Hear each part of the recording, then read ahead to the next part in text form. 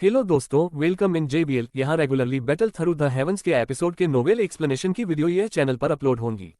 सो जल्द से जल्द सब्सक्राइब कर ले जिससे आपको आने वाली नई वीडियो पहले मिल सके। तो आज हम बात करेंगे सीजन 6 में एपिसोड 31 के पार्ट 3 पे। अब आगे ऊंचे मंच पर सभी लोग एक दूसरे की ओर देखने लगे। यह वास्तव में अप्रत्याशित था कि सबसे बड़ा काला घोड़ा एक सच्चे बाघ से मिलेगा जो इस तरह के एक महत्वपूर्ण मोड़ पर उसका रास्ता रोक देगा। यह संभावना थी कि केवल जी यान और लिन शियुया के पास इन अकादमी में लियू किंग से लड़ने की ताकत थी। हालांकि पहले की दो लड़ाइयों में जियो यान का प्रदर्शन त्रुटिहीन था, लियू किंग जैसे मजबूत रैंकिंग पर एक सच्चे शिखर विशेषज्ञ की तुलना में निस्संदेह एक बहुत बड़ा अंतर था। इस जियो यान को अशुभ माना जा सकता है। यान हाओ ने अपने बगल में लिन शियुया से बात करते हुए गहरी सांस ली। हान यू ने भी अपनी भौहों को थोड़ा सा तान लिया। हालांकि वह पहले से ही जियो यान की ताकत के बारे में एक उच्च राय रखती थी, लेकिन उसके पास यह स्वीकार करने के अलावा कोई विकल्प नहीं था कि लियू किंग जैसे मजबूत व्यक्ति के साथ उसकी तुलना करने पर अभी भी एक बड़ा अंतर था। लिन शियुआ की अभिव्यक्ति शांत थी। कोई नहीं जानता था कि वह क्या सोच रहा था। काफी देर बाद वह धीरे से बोला, हमें मैच के बाद किसी नतीजे पर पहुंचना चाहिए। हालांकि मुझे यह भी लगता है कि जियोयान के हारने की संभावना अधिक है। मैं इस बात से भी इनकार नहीं कर सकता कि उसके पास भी जीत का कुछ मौका है। लियू किंग के साथ उनका मैच, ओह, यह कहना मुश्किल है। उसकी तरफ के कुछ लोगों ने थोड़ा सिर हिलाया। उनकी निगाहें अनायास ही लियू किंग की स्थिति की ओर चली गईं। इस समय बाद वाले के माथे ने भी बेहद हल्का आश्चर्य दिखाया। हालांकि उन्होंने बहुत अधिक भावनात्मक उतार चढ़ाव का खुलासा नहीं किया। उसका दिमाग शांत था, लिन शियुआ के समान दिखाई दे रहा था। लियू किंग की शांति की तुलना में लियू फी उनके बगल में लगभग अनैच्छिक रूप से उछल पड़े थे और जोर से खुश हो गए थे। जियोयान के हाथों कल याओ शेन की हार ने उसे गुस्से से भरा पेट वापस पकड़ने पर मजबूर कर दिया था। मूल रूप से वह जियोयान को इस उम्मीद में कोस रही थी कि वह प्रतियोगिता में उसके भाई लियू किंग से मिलेंगे, लेकिन यह वास्तव में अप्रत्याशित था कि इस सबसे महत्वपूर्ण मैच में लियू किंग के साथ टकराना वास्तव में इतना अशुभ था। यह सुखद आश्चर्य जो अचानक सामने आया था, उसके कारण उसके दिल में एक शब्द गर्व से उगलने लगा, प्रतिशोध। ओह, वो हाओ ने कुछ बेबसी से जियोयान के कंधों को थपथपाया। वह केवल यह महसूस करने के लिए कुछ कहना चाहता था कि उसके पास कहने के लिए कुछ नहीं है। वह केवल एक आह भर सकता था, अरे जियोयान, मैं लियू किंग को मारने में आपकी मदद क्यों नहीं करता जब तक कि वह मैच के लिए नहीं आ सकता। इस तरह आप सीधे आगे बढ़ सकते हैं। जियोयान ने अपनी बैंगनी रंग की पोनीटेल घुमाए और जियोयान की ओर अपनी मुट्ठी लहराई और कहा, कृपया क्या आप मुझ पर थोड़ा और विश्वास कर सकते हैं। जियोयान ने कड़वी मुस्कान के साथ अपना सिर हिलाया। उसने जियोयान के सिर को रगड़ा और अपने चारों ओर देखा, यह पाते हुए कि एक सुनेर के अपवाद के साथ दूसरों के भाव कुछ गंभीर थे। वो बेबसी से हंसे बिना नहीं रह सका। हालांकि मेरे प्रतिद्वंद्वी लियू किंग है, आप सभी को इस तरह के विलाप करने के तरीके दिखाने की जरूरत नहीं है। नहीं, मैच अभी शुरू होना बाकी है। यह सुनकर वू हाओ और अन्य लोग केवल जबरदस्ती मुस्कुरा सकते थे। वे जानते थे कि जियोयान शीर्ष 10 पदों को कितना महत्वपूर्ण मानता है।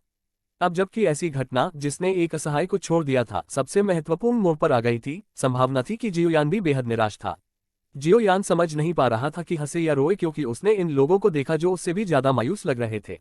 हालांकि लियू किंग बहुत मजबूत थे, कोई नहीं जानता था कि अगर वे वास्तव में बाहर जाकर लड़ेंगे तो कौन जीतेगा। यदि वह अपनी वर्तमान ताकत के साथ सब कुछ पूरी तरह से मुक्त कर देता है तो कुलिन डुवान के बारे में तो भूल ही जाए। जियोयान यहां तक डुवान को एक अत्यंत दयनीय स्थिति में लाने में सक्षम हो जाएगा।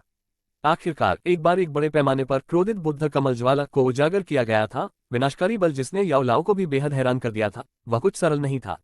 बेशक बड़े पैमाने पर एंग्री बुद्ध लोड्स फ्लेम का साइड इफेक्ट बहुत बड़ा था। जब तक यह जीवन और मृत्यु की स्थिति नहीं होगी, जियोयान आसानी से इसका उपयोग नहीं करेगा। यही बात उनका असली आखिरी छिपा हुआ तुरुप का पत्ता भी था। स्टेडियम में निजी बातचीत थोड़ी देर के लिए जारी रही, इससे पहले कि सभी ने एक बार फिर से जजों की सीटों पर अपनी निगाहें टिका दी। सुकियान की नजर धीरे धीरे उस जगह से हट गई जहां जियोयान था। अपने दिल में वह केवल यह आशा कर सकता था कि इतनी कम उम्र में एक स्वर्गीय ज्वाला को नियंत्रित करने वाला यह युवक एक बार फिर से एक चमत्कार प्रदर्शित करने में सक्षम होगा और जैसे मजबूत व्यक्ति द्वारा अवरुद्ध किए जाने के बाद भी शीर्ष 10 में प्रवेश करेगा। लियू किंग, पहला मैच, यान हाओ, कियानमो। जैसे ही सुकियान के रोने की आवाज सुनाई दी, स्टेडियम का माहौल अचानक जियोयान के दुर्भाग्य से दूर हो गया। ऊंचे चबूतरे पर उन दो साथियों की ओर असंख्य निगाहें फेंकी जा रही थीं। यान हाओ सबसे पहले सभी लोगों की नजरों के सामने खड़े हुए थे। इस आदमी की अभिव्यक्ति, जिसका फिगर लियू किंग से पतला नहीं था, जैसे ही वह ऊंचे मंच के किनारे पर गया, उसकी अभिव्यक्ति नहीं बदली। जिसके बाद उन्होंने छलांग लगाकर अखाड़े में जमकर धमाल मचाया। लगभग आधे घंटे तक मैच जारी रहने के बाद कियानमो ने आखिरकार बेबसी से अपना हाथ हिलाया। उसने आखिरी 2 सुनहरी आरा टूथ डिस्क अपने हाथों में दूर रख ली और आज्ञाकारी रूप से अपने चारों ओर की चकित निगाहों के सामने हार मान ली। कियानमो का अपने नुकसान की स्वीकारोक्ति जियोयान और अन्य की अपेक्षाओं के अनुरूप थी। कुछ देर इंतजार करने के बाद दूसरा मैच भी हो गया।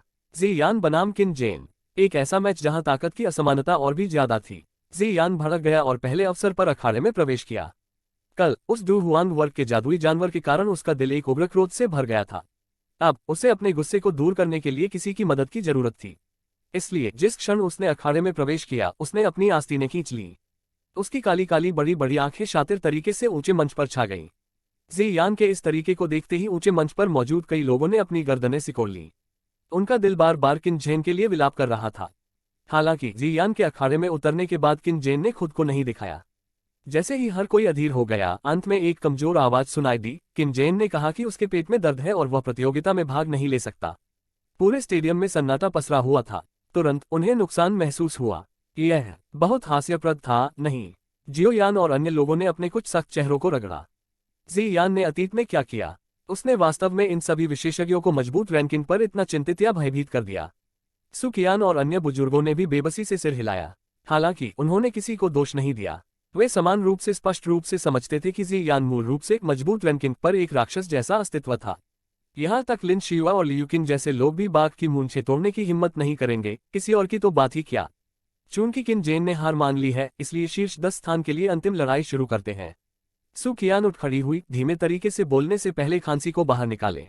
पूरे स्टेडियम में सन्नाटा पसरा हुआ था। सभी की निगाहें ऊंचे मंच पर 2 लोगों पर टिकी थीं। लियूकिन सबसे पहले सभी की निगरानी में चले गए। वह धीरे धीरे खड़ा हुआ और तुरंत लियूफी की पूजा करने वाली टकटकी के नीचे ऊंचे मंच के किनारे तक पहुंच गया। अंत में उसका शरीर चमक उठा और नीचे छलांग लगा दी। लियूकिन के पैर अखाड़े पर जोर से पड़े। उसने अपना सिर उठाया और उसकी नजर उस जगह की ओर गई जहां जियोयान स्थित था। उनकी आंखों के भीतर कुछ तेज था। इस मजबूत रैंकिंग ग्रैंड प्रतियोगिता में जिस प्रतिद्वंद्वी को उन्होंने सबसे ज्यादा देखा, वह लिन शियुआ था। वह किसी अन्य प्रतियोगी को भी गंभीरता से नहीं लेते थे।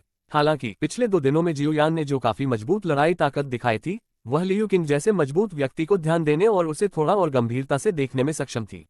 इस काले घोड़े से लड़ने में सक्षम होना, जिसने लिन शियुआ के साथ अपनी लड़ाई से पहले सबसे अधिक ध्यान आकर्षित किया था, बड़े भोजन से पहले क्षुधावर्धक होने जैसा था।